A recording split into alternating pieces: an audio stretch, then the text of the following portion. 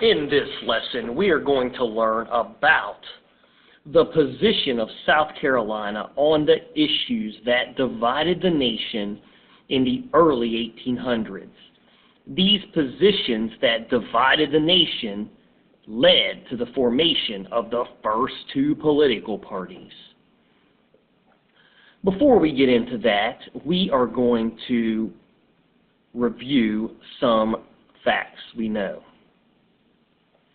The new federal government, once the Constitution was ratified by all the states, it established the new federal government, which would be our national government. The word federal is pretty much synonymous for national. It was established in 1789, and George Washington was elected our first president.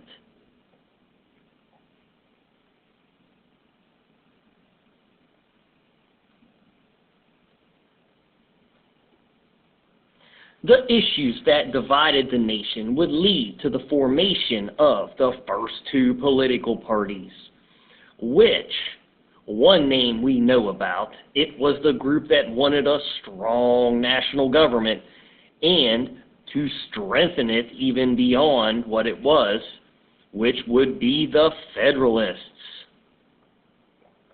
The other group were the Anti-Federalists, but the Anti-Federalists are never considered a political party. The other group, which previously were the Anti-Federalists, are the Democratic Republicans.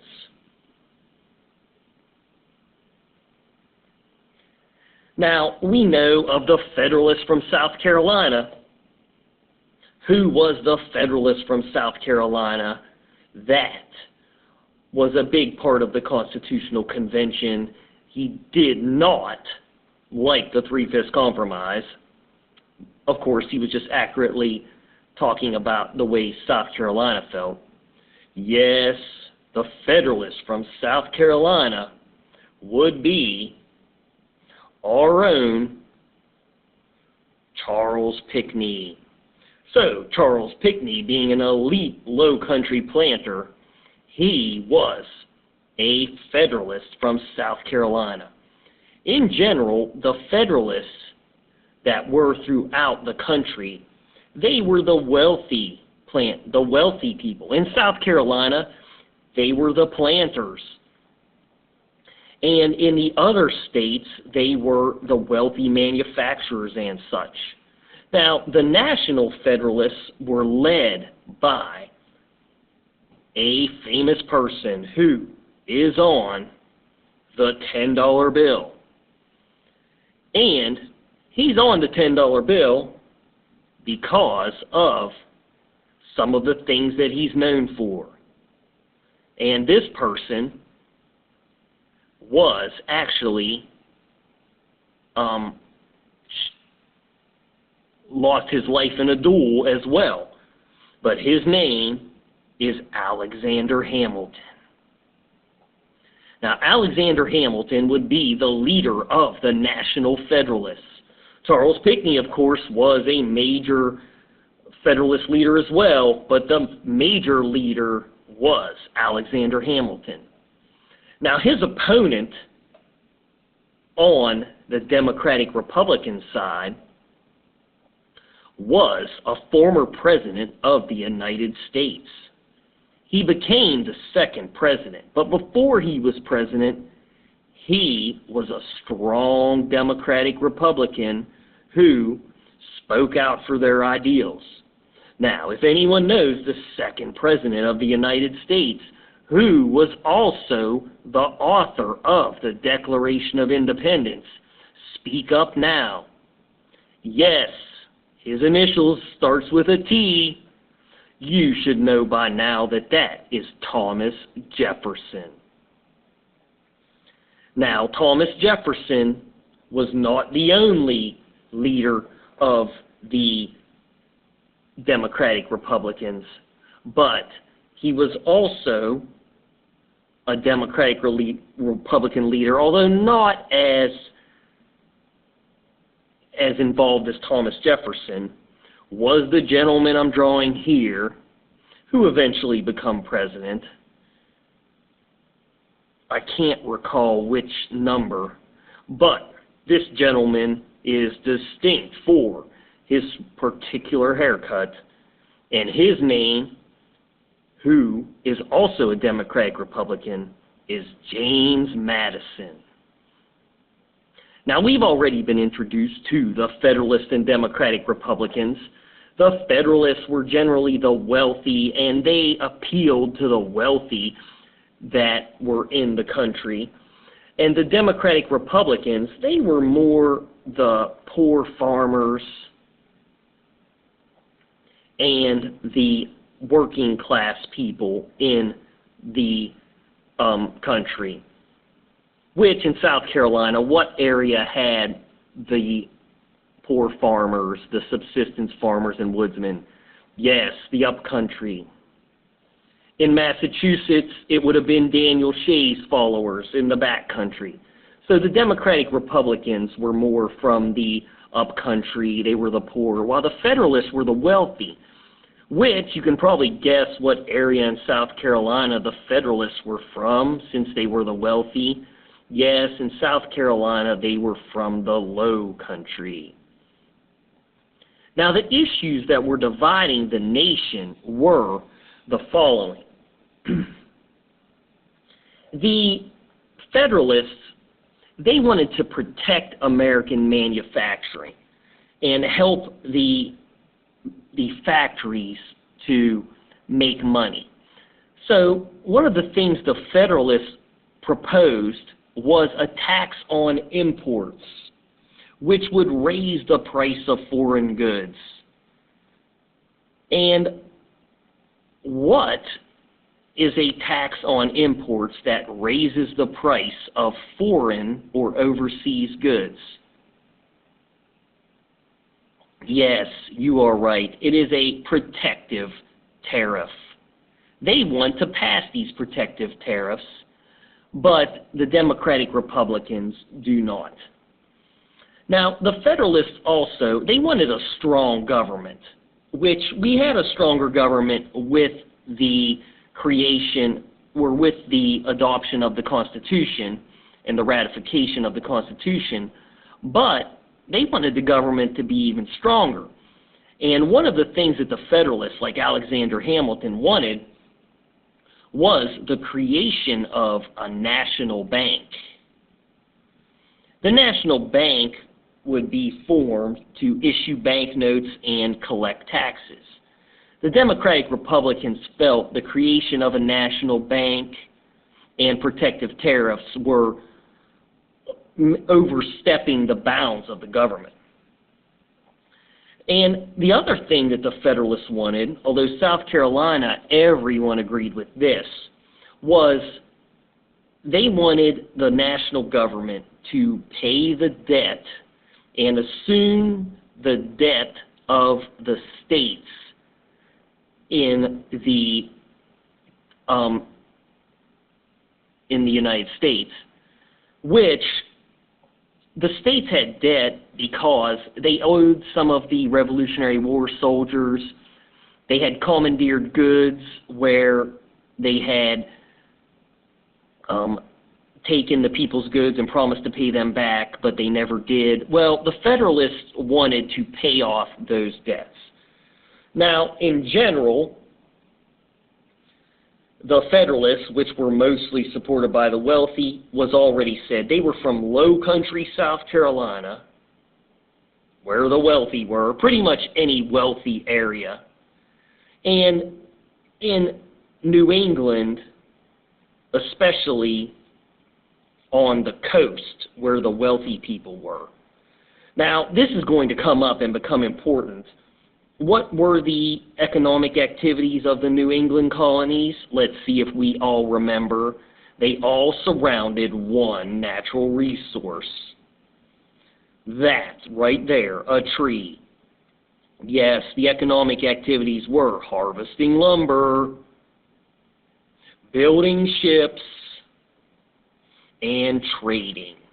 I bring this up because anytime that any one of these economic activities are endangered, trading by taxes, for instance, the New England colonies are not going to be happy.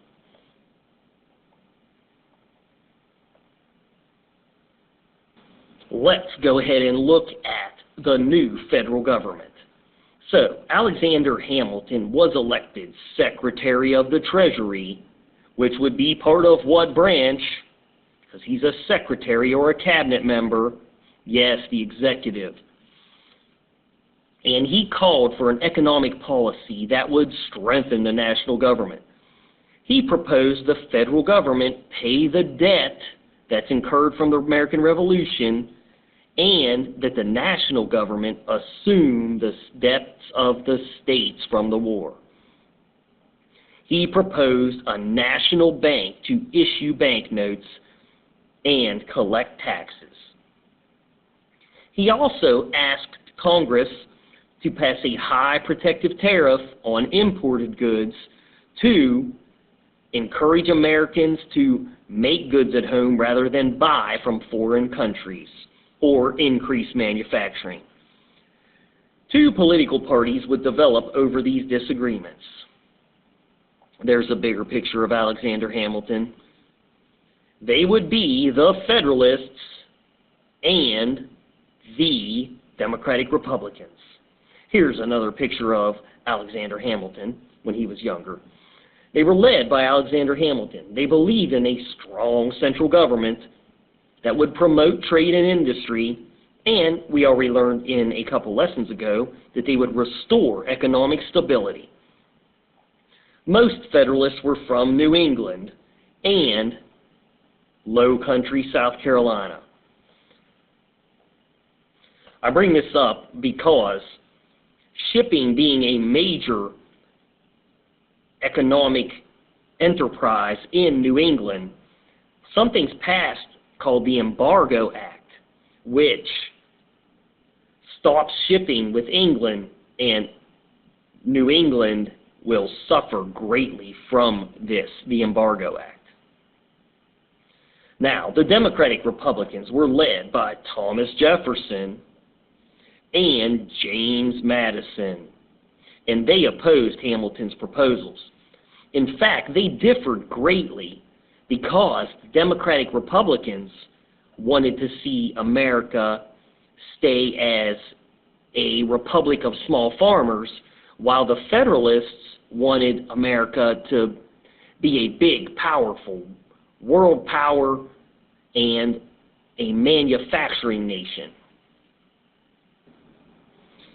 The biggest issue between the Federalists and the Democratic Republicans was the creation of a national bank. Alexander Hamilton and the Federalists wanted a national bank, while the Democratic Republicans did not want a national bank. Now, the reason, and I'm trying to do an open door here. Yeah, there. That's what I'm trying. So, like a safe. There. It's not my best drawing, but I don't care. The national bank and the argument over the national bank would lead to two different interpretations of the Constitution. Now, first, a review that Hamilton wanted the national bank because he wanted it to be able to issue banknotes, also known as currency, and to collect taxes. Well, Hamilton wanting to create the national bank would lead to two different interpretations of the Constitution. The Democratic Republicans said, we can't make a national bank because the Constitution says nothing about it.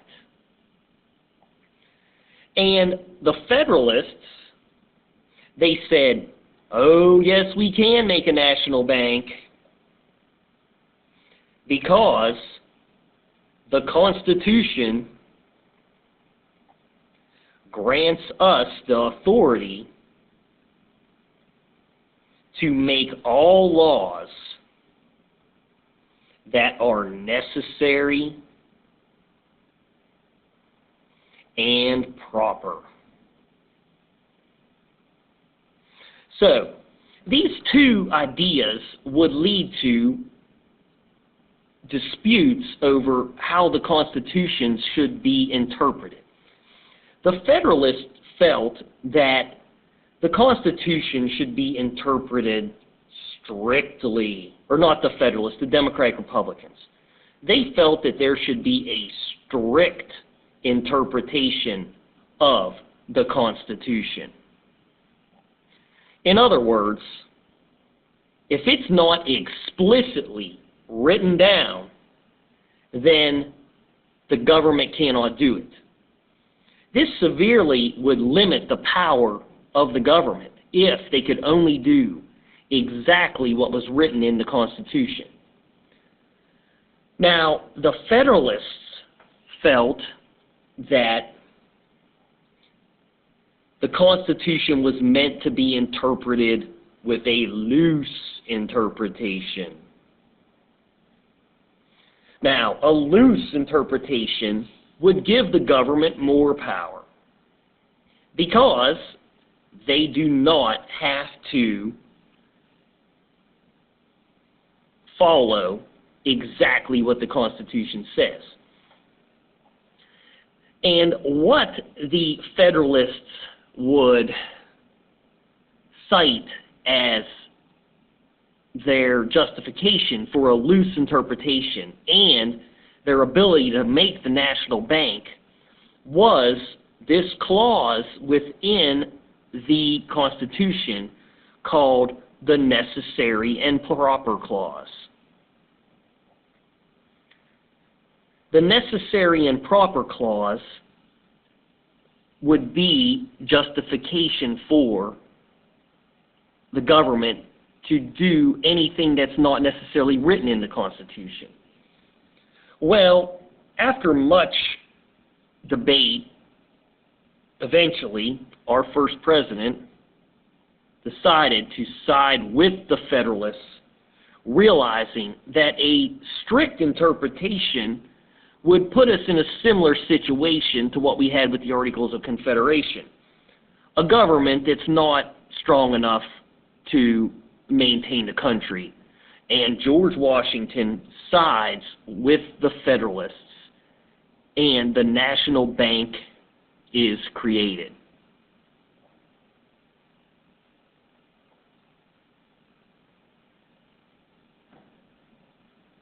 So to further emphasize this, here's the Constitution. The Democratic Republicans wanted it to be interpreted strictly. Alexander Hamilton wanted a national bank and the Federalists. However, the Democratic Republican says we cannot make a national bank because this says nothing about a national bank. The Federalists, however, said, well, it may say nothing about a national bank, but Article 1, Section 8, Clause 18 does say the Necessary and Proper Clause, which gives to Congress the power to make all laws which shall be deemed necessary and proper. So, Washington eventually sided with the Federalists, signed into law a bill creating the first national bank. The Democratic Republicans still objected to this extension of power of the central government and wanted to balance the federal power with states' rights, which will come up later. And this is because of the fundamental difference between the idea of Democratic Republicans and Federalists as to the direction the United States should go. The Democratic Republicans favored a republic of small farmers and shopkeepers rather than manufacturing. It was for this reason they also opposed the protective tariff that was recommended by Hamilton, and the protective tariff that was recommended did not pass. the last part of this is about the assumption of state debts. Now, the assumption of state debt was opposed by the Democratic Republicans in most other states. However, all of South Carolina wanted the assumption of state debt.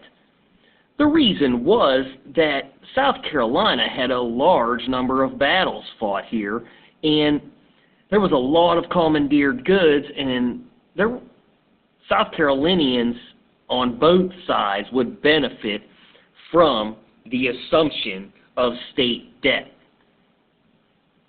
Now, even though Democratic Republicans in other states disapproved of this, eventually, I believe it occurred. Now, what happens with the National Bank is the Democratic Republicans who votes were needed from them in order to support the National Bank said, "We will support the creation of a national bank."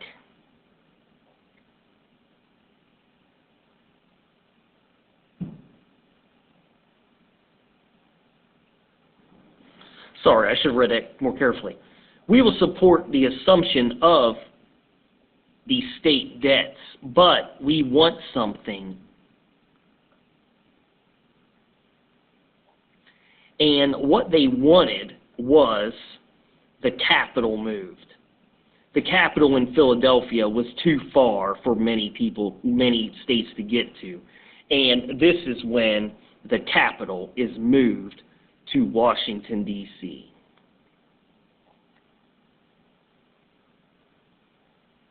So it was part of the compromise that had to be made in order for the rest of the Democratic Republicans to support the assumption of state debts. That's all for the lesson today. In the next lesson, we'll review these concepts and further disagreements between the Federalists and the Democratic Republicans. Until then, thank you for listening. I hope you did well.